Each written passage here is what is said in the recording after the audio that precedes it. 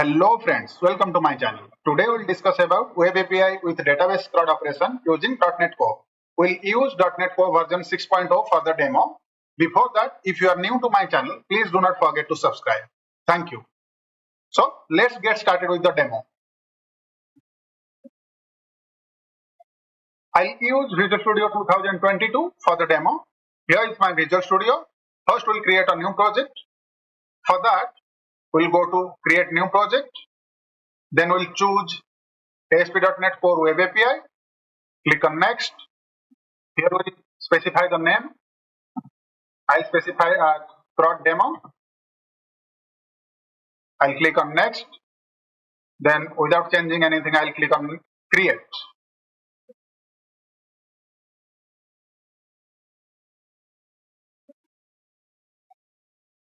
Our basic setup is ready. Now we'll install the necessary Nugget packages for Entity Framework Core and the database provider we want to use.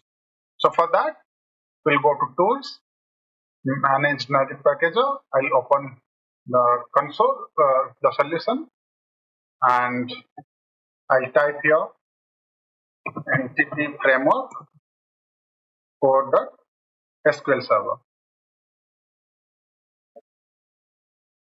And I'll install the version that is 6.0.19.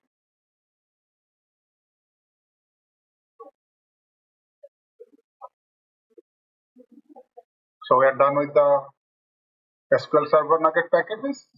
Then we'll search for the design, Entity Framework Core.design. And we'll install the same version here as well. And we'll click on install.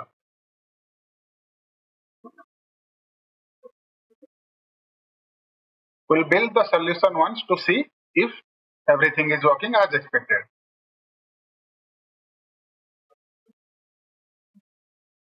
So build is succeed. Next, we'll define a model class that represents our database table. So for that, what we'll do, we'll add a folder called as models. And here we'll introduce a new class. That is, I'll name it as, for example, to do item. I'll click on add. Here we'll introduce few properties. First, I'll introduce ID. Next, we'll introduce title. Next, we'll introduce a boolean value to see whether our to-do item is completed or not. So it will be a boolean property.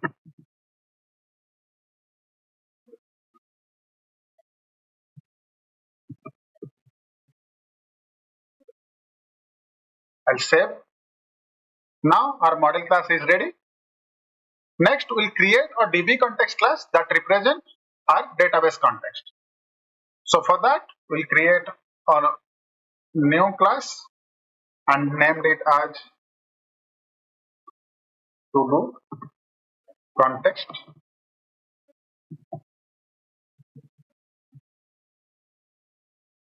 .cs.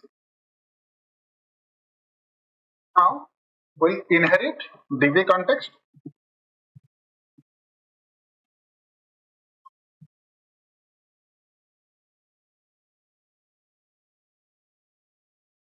Next, we'll create the constructor.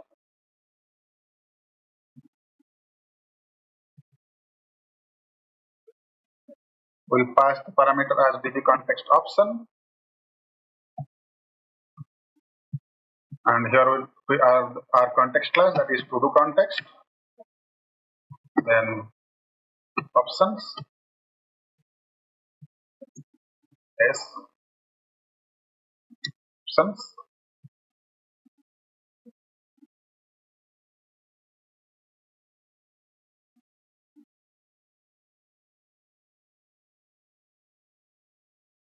Next, we'll define another property of type DBSet.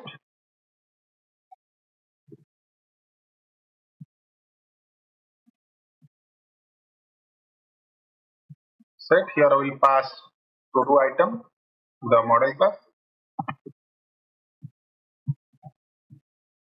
and we'll name it as to do items.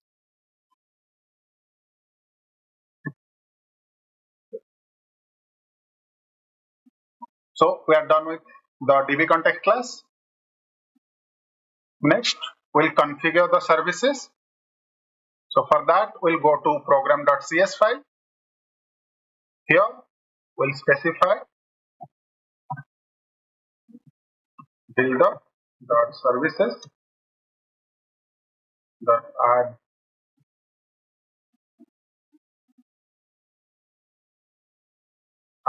DB context. Here we'll pass our to-do context.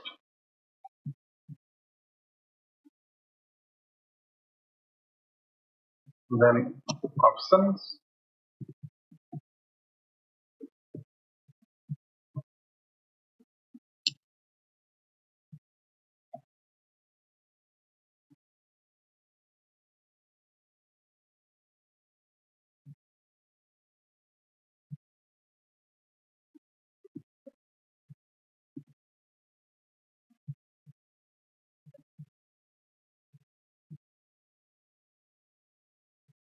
We'll pass here our connection string. That will be default connection string in our case.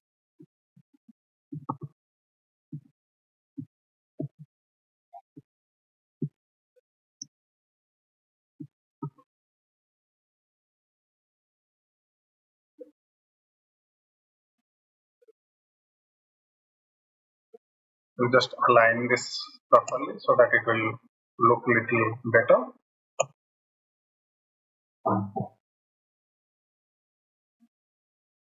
I'll save this. Next, we'll update the connection string in appsetting.json file. So here, we'll specify connection string,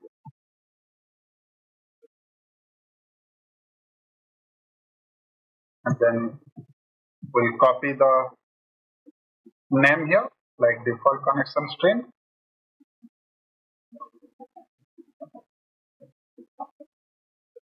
and then here we'll specify our database connection string. To do that, I'll open my SQL server.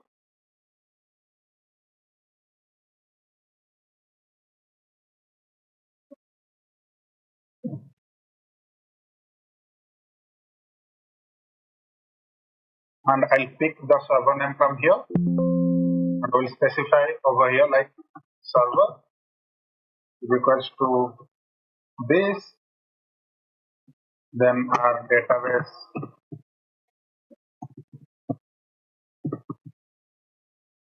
is equals to sample,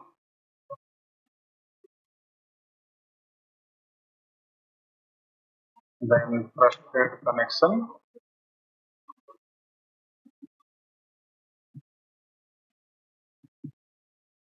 equals to true,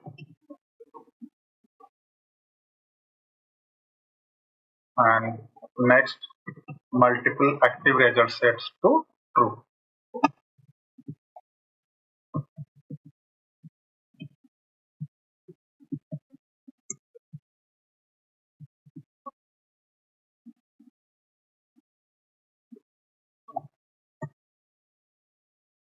Now we have added our connection string in the appsettings.json file.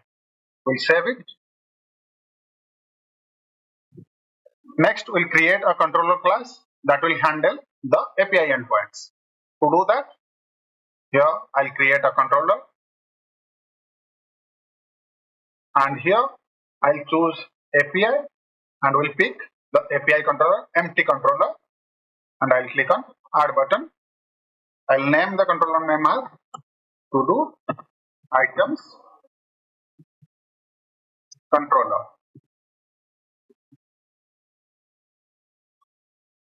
and I'll click on add. First, we'll declare a variable. Next, we'll use it in a constructor.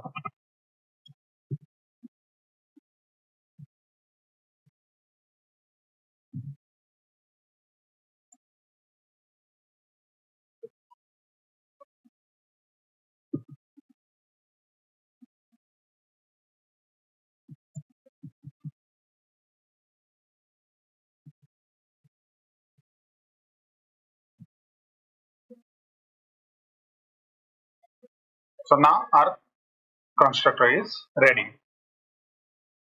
Next, we'll create the get API method to get the list of to do items.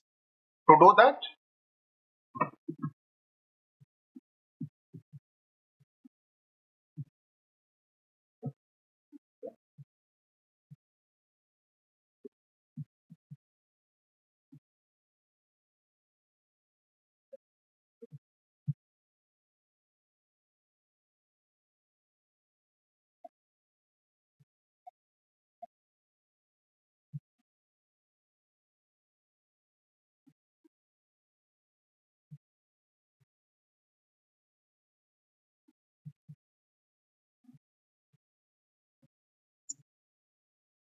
then we'll declare a variable to read the data.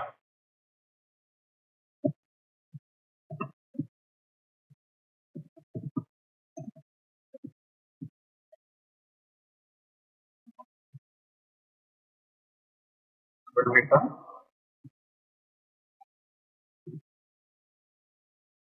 to do items. So our get method is ready. Next, we'll introduce another get method to get the to do items by its ID. So to do that, again, we'll specify a verb called as http get. Next, we'll get the to do item. For that, where item equals to await the context dot to do items dot find as in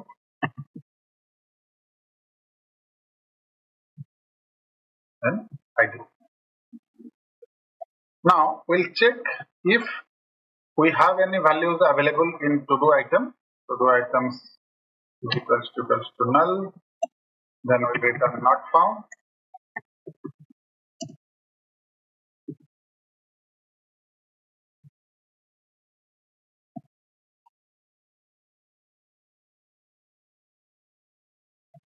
Else return okay to do item.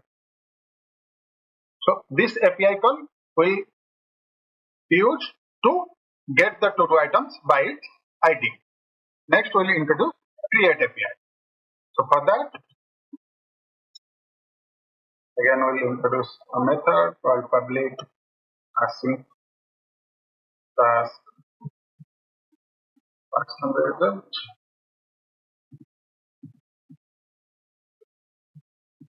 Like one.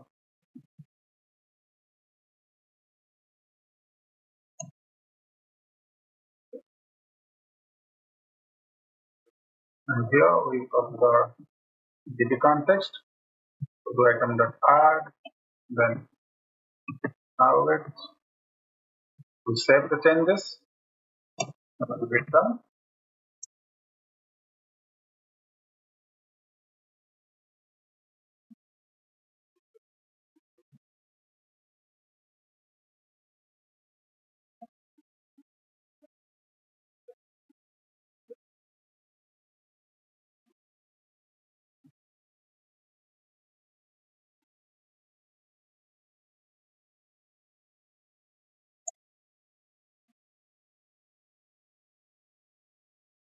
So our create API is ready.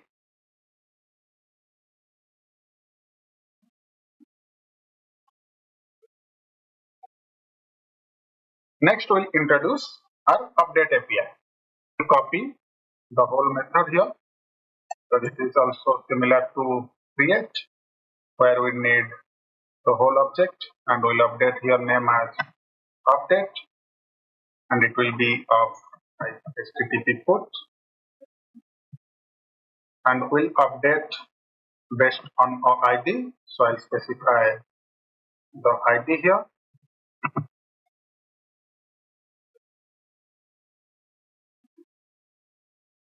And here also we need to specify the ID. We need to pass the ID as a parameter. Then the to do item and to do item the updated item.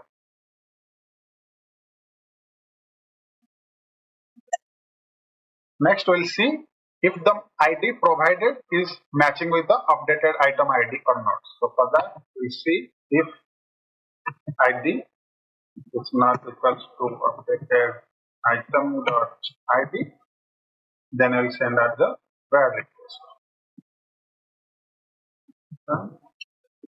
Bad request.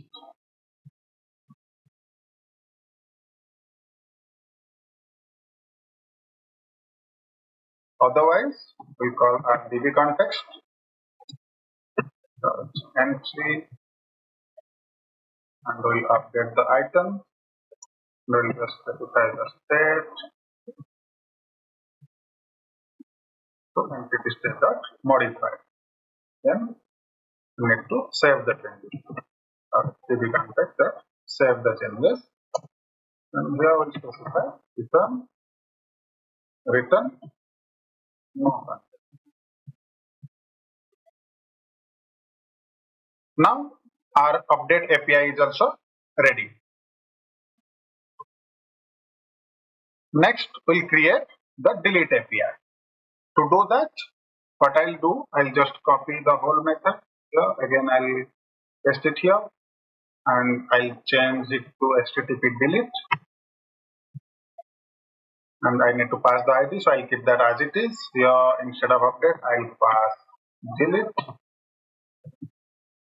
And we only need the ID to be deleted.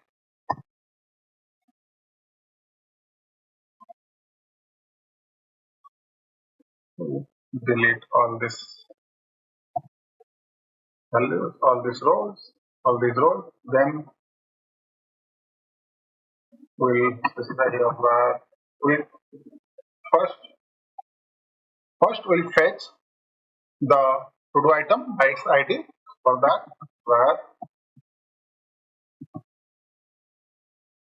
to item equals to await the context to do item the find us by its ID.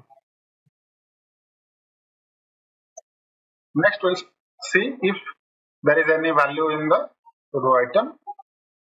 For that, if to do item is equals to null, then we'll specify here as not found.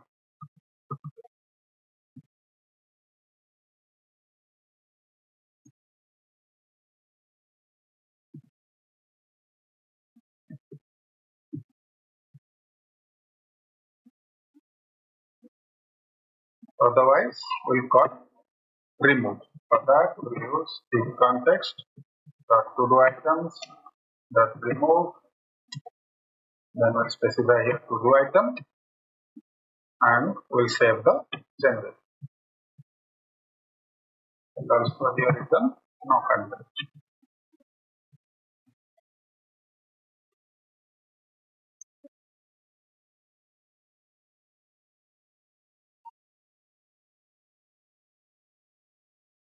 We are done with the implementation of our controller, where we have introduced create, update, delete and get APIs.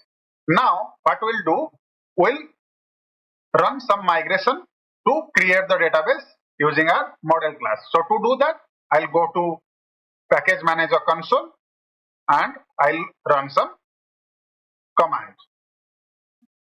So the first command is to install the entity framework for version 6 globally. To do that, this is our command, that is .NET tool install global, then .NET -ef, then -- version 6 point something, 6 point star. So once you do that, next we need to run the command to create the initial migration. So to do that, that will .NET ef migration add initial create. And I'll hit enter. No project found. So we need to go to the project directory. To do that, I can also right click on here, right click on the project, go to open in terminal. Now here I am in the project directory, as you can see. Now again I will type the same command, that is .NET EF migration add initial create,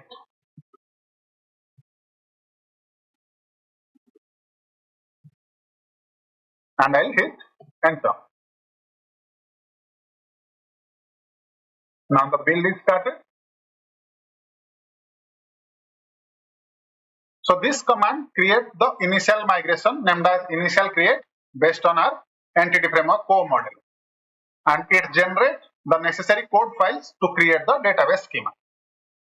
Next, we'll run the command to apply the migration and create the database. To do that, what we'll do, we need to type .NET EF for entity framework, then database update, and hit enter. After running .NET EF database update command, our database should be created based on our entity framework core model. So, as you can see in app.settings, we have specified our database is sample. So, inside this, we have created a table called as to do item. So, let's see if the table is created. So, I'll go to SQL Server. Now, we'll go to the database called as sample, and we'll go to the tables, and you can see here we have created the to do item table as well as the entity framework migration history. Now there is no data available in the table. Now what we'll do, we'll run our application, see the API endpoints.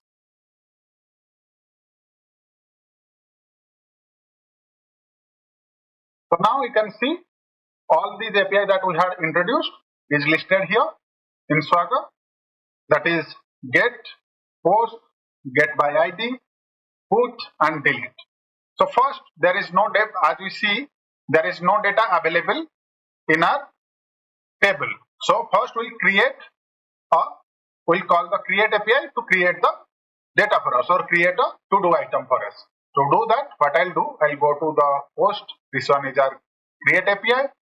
Then I'll click on try it out.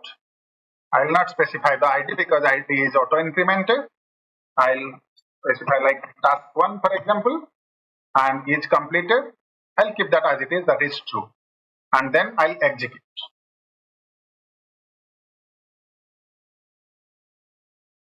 Now we got the response 201. That means our data is created in that, and we can see in the table. Now there will be one record inserted into the table. So you can see here the data is here available. Next, we'll create another task, for example, task 2, and we'll specify it as false. And again, I'll run execute the API, and now it is created. The second record is created. We'll go and see in the table there are 2 records available. Next, what we'll do, we'll call the get API to see the records. For that, I'll execute, and we can see both the records are listed over here. And if you want to fetch the items, to do items by its ID, then we can, for example, I'll fetch second record. I'll click on execute. Now I can see like the second record is fetched from database table. And we'll see the update API, and here we'll update, let's say, the first record, and I want to specify the ID will be 1 and title will be task 1 in our case, and I need to specify it as is completed to false, and I'll hit on execute. So you can see it is succeed, and if we'll run the application again, you can see is completed is now 0, that means it is false.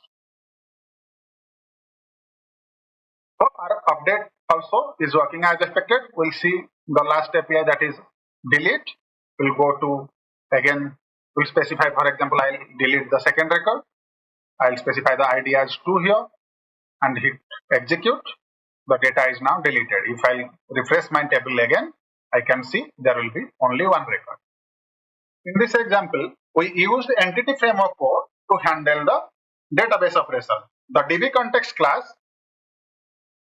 represent the database context and DB set property represent the corresponding table in the database. And we have used to list async, find async, add, save changes, and remove method to perform CRUD operation in the database. In this example, we have used async and await for asynchronous operation, which is recommended approach for IO bound operations in ASP.NET Core. We are done with today's video. If you like my video, please do not forget to subscribe. Thank you.